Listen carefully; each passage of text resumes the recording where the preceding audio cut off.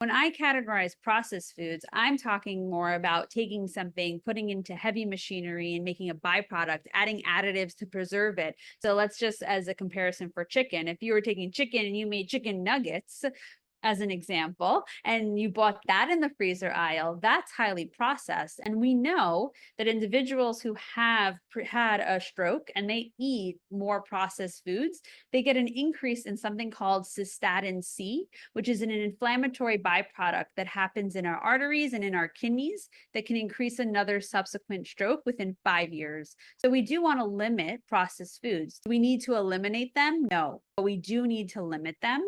And that's an important thing. But when we say processed, it does not equal convenience. That chicken tenders that are just chicken or grilled chicken that's just put into the freezer and you just heat it up.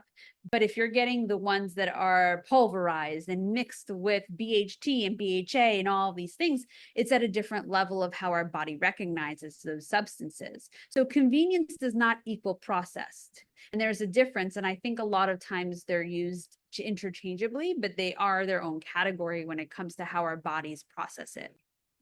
So when we have more fresh foods, when we have more of a balanced foods, of course, when we're in recovery, we need adequate lean protein. We need adequate vitamin C. We need adequate amounts of folate and zinc and copper. We need a lot of nutrients because our bodies are in, okay, something happened. I gotta to stop this inflammation. I got to do something. We're in hyperactive mode. If we don't actually give those nutrients in adequate quantities, our body is kind of overuse the calories and it leads to malnutrition. So what we eat is very, very important. And it's unfortunate, but I've heard a lot of stories where after a stroke, you go to rehab and the food that's presented to you in rehab is not what we would call a brain healthy or a heart healthy diet.